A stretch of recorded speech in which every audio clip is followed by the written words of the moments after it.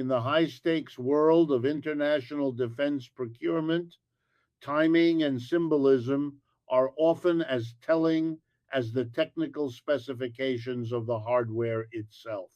What if I told you that the most critical decision for our nation's future is being decided not by generals in a war room, but by the character of the friends we choose to keep? And are we prepared to face the uncomfortable question of whether our oldest ally is still the partner we can trust with our survival? Currently, two very different diplomatic narratives are unfolding, and the contrast between them could not be more striking. These events are not merely ceremonial, they represent a fork in the road for Canada, a decision that will define the nation's military, industrial, and geopolitical identity for the next half century.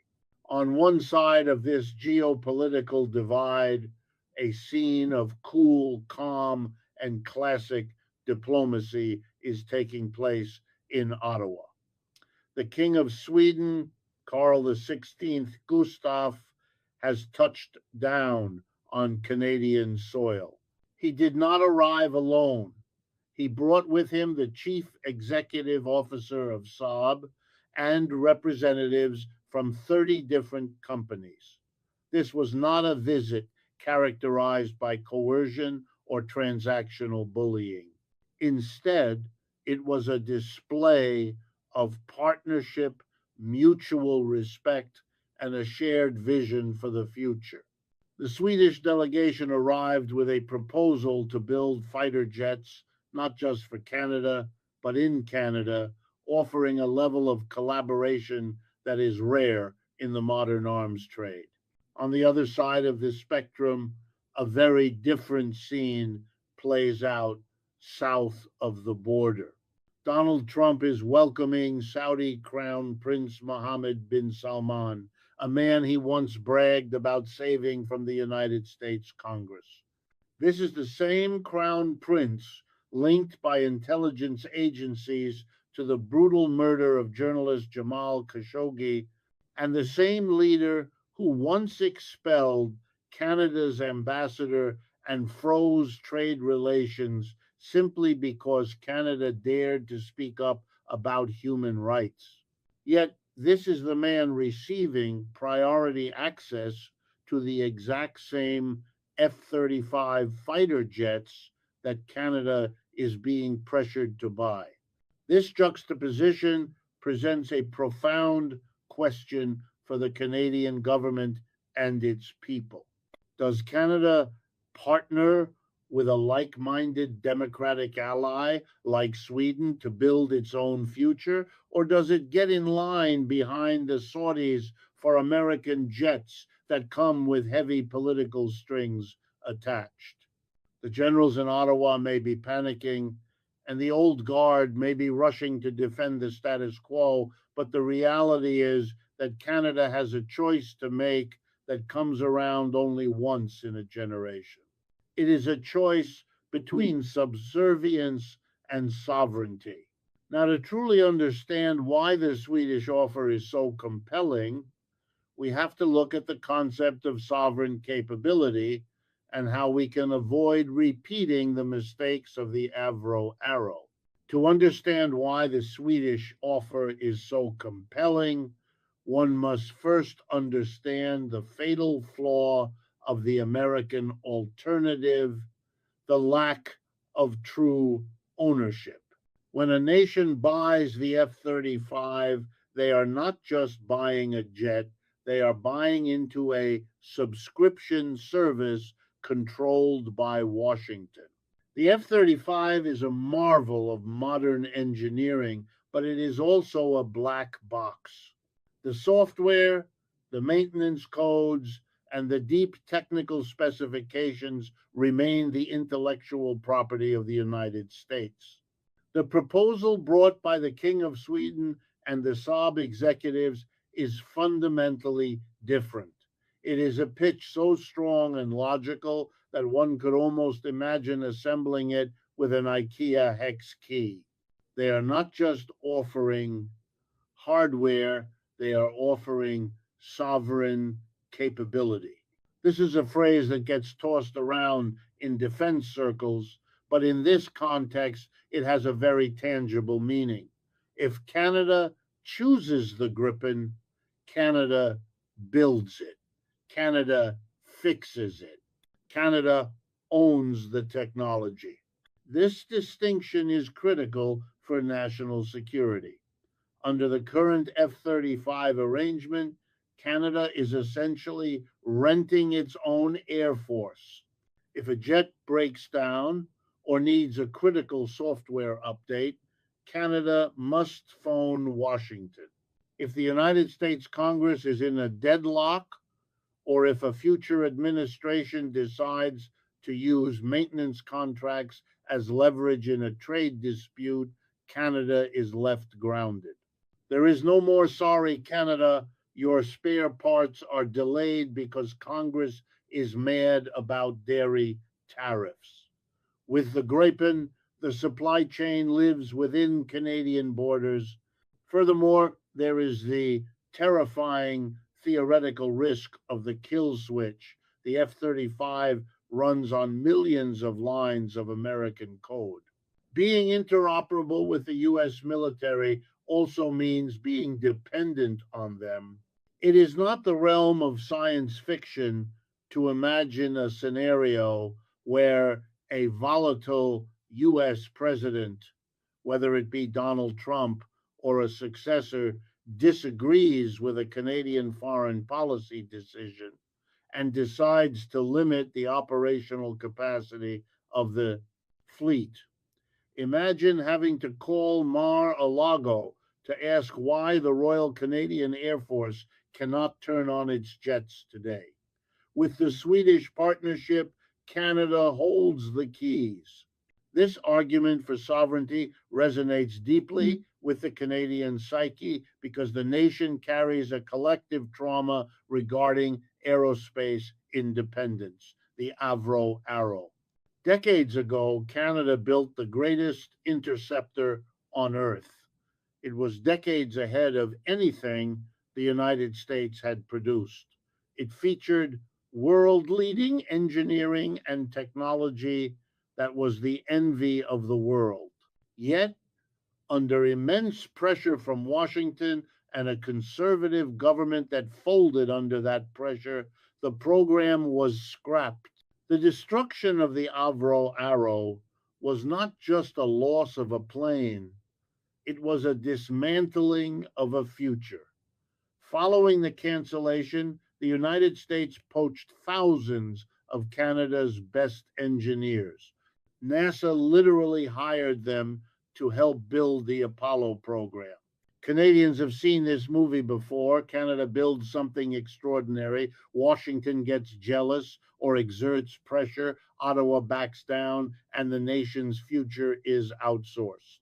The offer from Sweden represents the closest thing Canada has ever had to a second chance. It is Avro Arrow energy without the Americans there to kill it this time. It is a chance to reclaim a lost destiny as a global aerospace leader.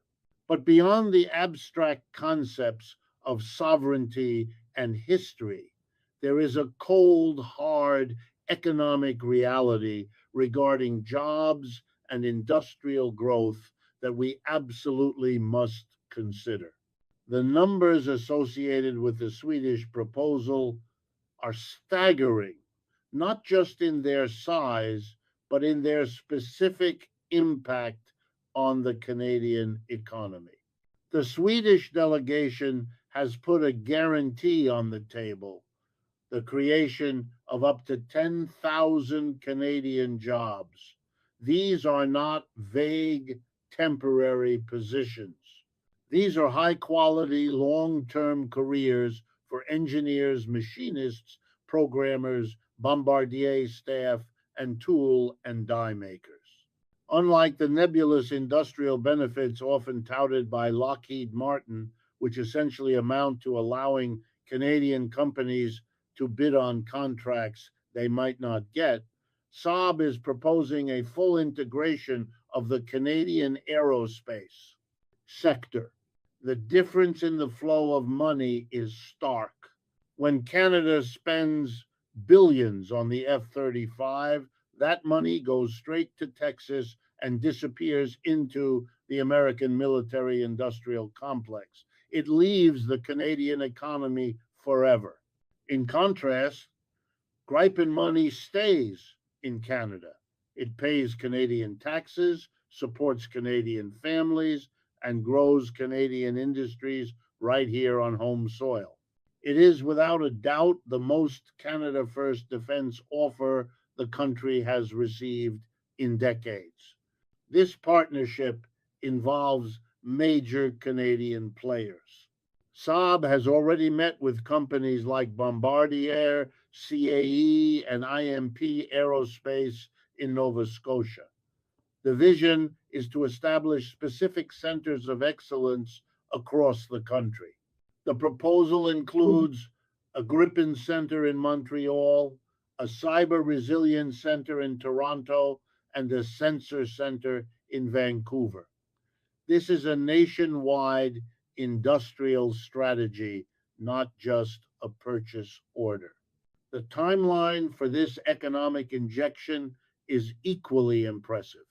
The chief executive officer of Saab, Mikael Johansson, has stated that the first Canadian made Gripen could roll off the assembly line within 3 to 5 years.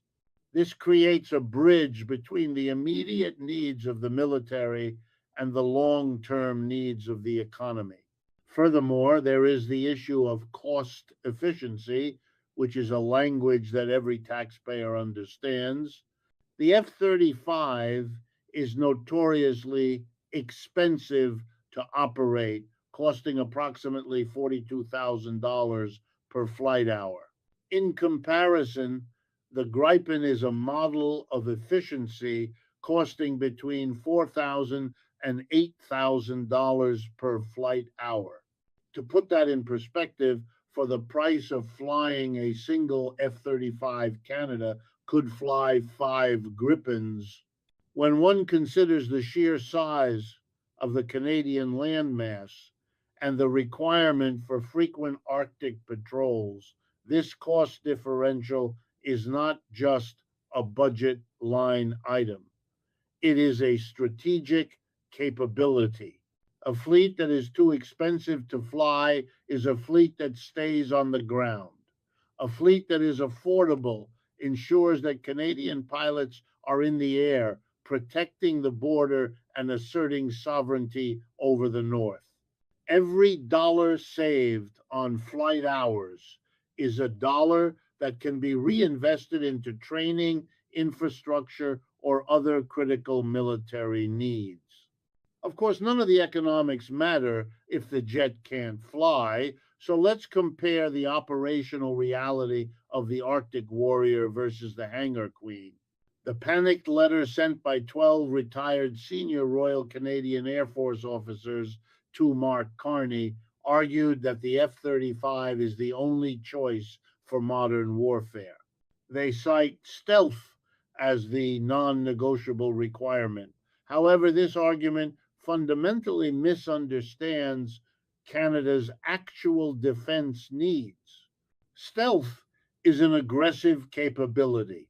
It is designed for invading foreign airspace undetected to take out anti aircraft defenses.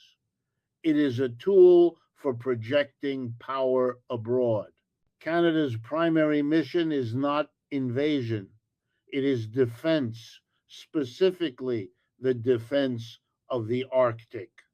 The job is to keep Russian bombers honest and to monitor the massive northern frontier. For this mission, you do not need a stealth fighter that is fragile and high maintenance. You need a rugged interceptor that works when the thermometer drops to minus 40 degrees. This is where the Gripen shines and the F 35 struggles. The F 35 has been described by critics as a hangar queen. It requires a pristine runway, perfect conditions, and a climate controlled environment to function reliably. It is a piece of technology that seems to act like a Windows 95 update the moment conditions get tough. These are not just theoretical criticisms. There are documented instances of the F 35 failing in conditions that are routine for Canadian aviators. Earlier this year, a U.S. Air Force F 35A in Alaska literally dropped out of the sky. The cause? Ice and water contaminated the hydraulic lines, jammed the landing gear, and tricked the jet's computer into thinking it was already on the ground. The pilot was forced to eject, and a jet worth $200 million became a frozen fireball. In another incident, a U.S. Navy F 35C in California performed its own solo stunt performance, nosediving into a field and bursting into flames. If these jets struggle in Alaska and California, how will they fare in a remote outpost in Nunavut during a blizzard? The Gripen, by contrast, was born in the north. It was designed by Swedes who understand that winter is not an anomaly, it is the baseline. The Gripen does not need a perfect runway. It is designed to land on icy rural highways. It does not need a massive support crew and a heated hangar. It can be refueled and rearmed by a team of 6 people, mostly conscripts, armed with a wrench and a thermos in the middle of a snowstorm. It has a turnaround time of just 10 minutes. The comparison is stark. In a real emergency, when the major air bases have been targeted or the weather has closed in, the F 35 grounds itself. The Gripen keeps fighting. It is the difference between a Formula One car and a rally car. One is faster on a perfect track, the other can actually survive the drive to the cottage in February. For a nation like Canada, with its vast distances and harsh climate, the choice of a fair weather fighter seems not just impractical, but dangerous. This leads us to look past the technical specs and consider the diplomatic and human element. Are we choosing a partnership or are we accepting bullying?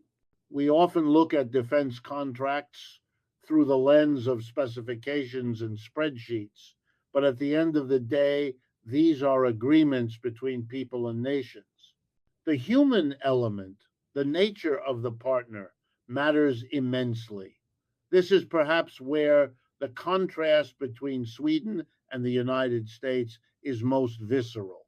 The Swedish approach has been one of respect. The Deputy Prime Minister of Sweden, in her visit to Canada, spoke with a tone that many Canadians have not heard in years. She emphasized that Sweden is looking for a win win relationship. She spoke of friendship, shared values, and the need to stand together as mid sized powers in a turbulent world. Crucially, she stated, we do not threaten our way into a deal. Compare this to the rhetoric coming from the United States. The relationship with the US administration, particularly under Donald Trump, is transactional at best and abusive at worst. The message from Washington is often loud and clear. If you pay enough, you are family. If you are Canada, you are a freeloader.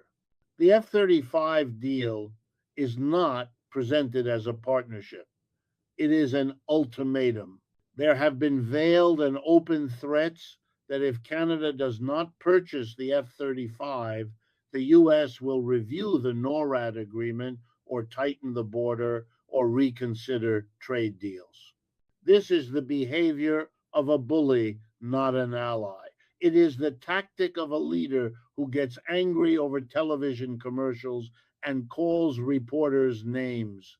The Swedish deputy prime minister was asked directly if this moment for Sweden and Canada would have happened without Donald Trump. Her answer was a candid no. She explained that while Sweden still views the US as a friend, they have become unpredictable. Sweden, like Canada, is looking for partners that are not just asking, how can I profit from you, but how can we both profit from this? This shift in diplomatic tone is resonating in Ottawa. The industry minister, Melanie Joly, made headlines with her most pointed comments to date regarding the F 35. She publicly stated that the $27 billion contract with Lockheed Martin doesn't deliver enough jobs and that the Canadian public expects a better deal. She explicitly acknowledged that the government is looking at the Gripen because they believe they can use military procurement to get more for the country. This is a massive signal. For a Canadian minister to openly pit a US defense giant against a European competitor is rare. It suggests that the old guard assumption that Canada must always buy American is crumbling.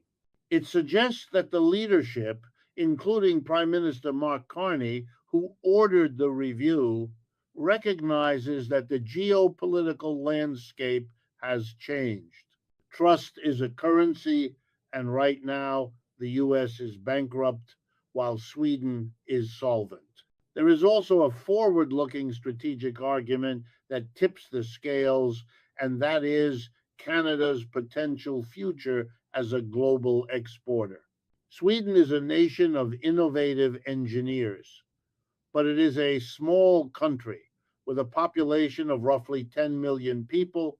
They have limited land and limited manpower to scale production to meet global demand. The CEO of Saab was transparent about this limitation. He noted that they need one or two extra production hubs to meet the growing interest in their jets. This is where Canada fits in. By partnering with Saab, Canada would not just be building jets for the Royal Canadian Air Force. Canada would be building jets for the world. There is already a concrete example of this potential. Ukraine, the Ukrainian government has expressed a strong interest in acquiring 100 Gripen jets to defend their sovereignty against Russian aggression. Sweden alone may struggle to produce these in a timely fashion. A production line in Canada could supply these jets. Imagine the strategic shift. Instead of just being a customer of military hardware, Canada becomes a key supplier to the defense of democracy globally. This guarantees production lines stay open for decades. It means that the 10,000 jobs promised are just the floor, not the ceiling.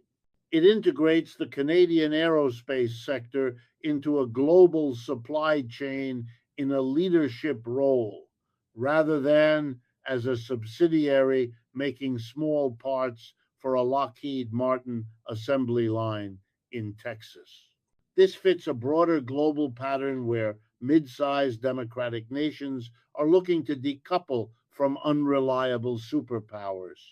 By forming a strategic industrial pact, Canada and Sweden can create a third option for the world, an option that offers high technology without the political baggage of the superpowers.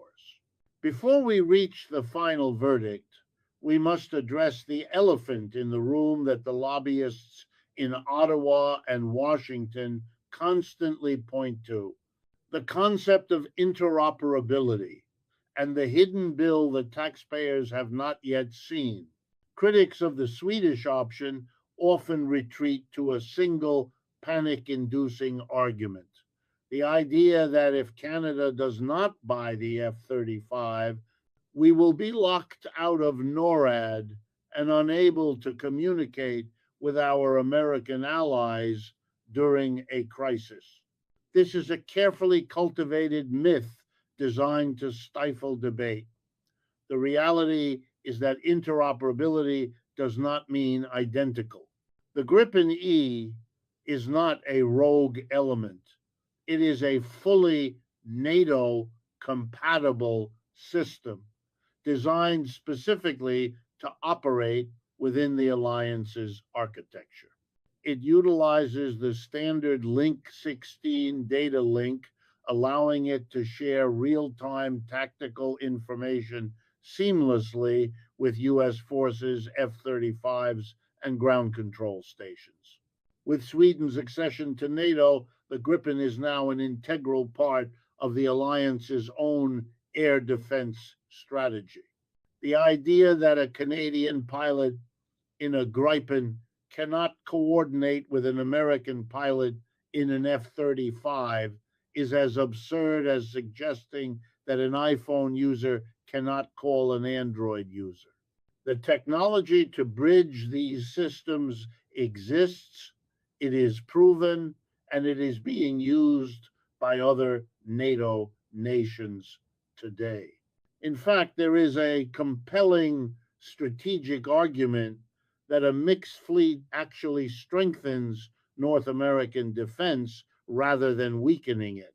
If the entire continent relies on a single airframe, the F 35, we create a dangerous monoculture. If a critical software defect or a structural flaw were to be discovered in the F 35 fleet, as has happened with previous generations of aircraft, the entire air defense of North America could effectively be grounded overnight.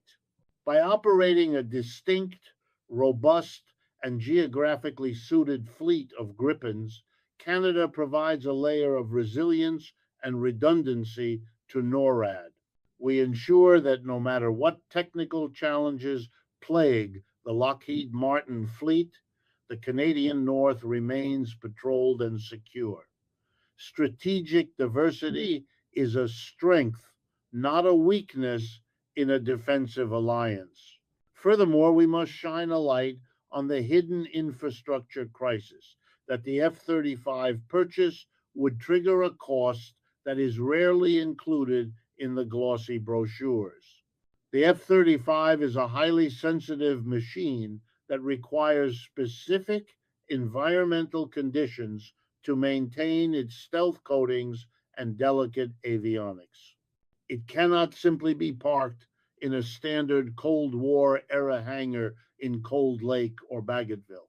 Adopting this jet would require a multi billion-dollar overhaul of Canada's entire military infrastructure. We would need to build new climate controlled hangars, upgraded security perimeters to satisfy American secrecy requirements, and entirely new maintenance facilities. These construction projects alone would cost Canadian taxpayers billions of dollars over and above the purchase price of the jets. The Gripen, true to its pragmatic design philosophy, fits into Canada's existing infrastructure like a hand in a glove. It was designed to operate from dispersed bases, roadside strips, and standard hangars without the need for elaborate new construction. It respects the reality of our current facilities. By choosing the Gripen, Canada saves billions in hidden infrastructure, costs money that can be redirected to housing for our troops, better equipment for our army, or social programs for Canadians. We must stop looking at the sticker price of the jet alone and start looking at the total cost of ownership. When you factor in the infrastructure upgrades required for the American jet versus the seamless integration of the Swedish one, The financial argument becomes even more lopsided. Why spend billions pouring concrete to pamper a fragile American jet when we could spend that money building a sovereign aerospace industry?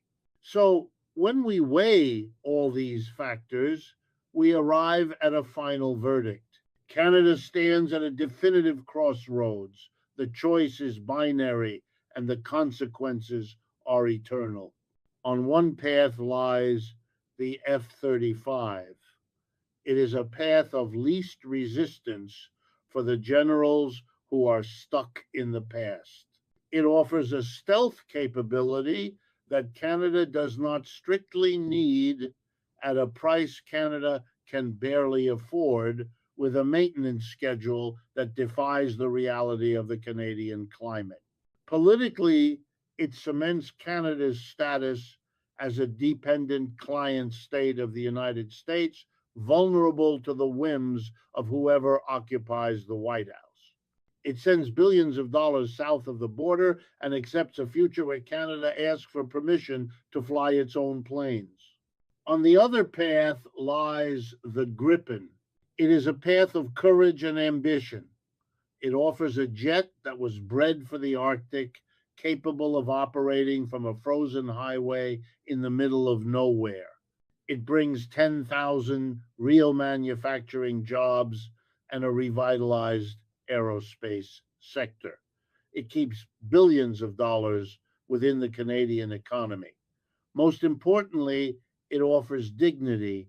It offers a partnership with a nation that respects Canada, and it grants the sovereign capability to say no to Washington when necessary.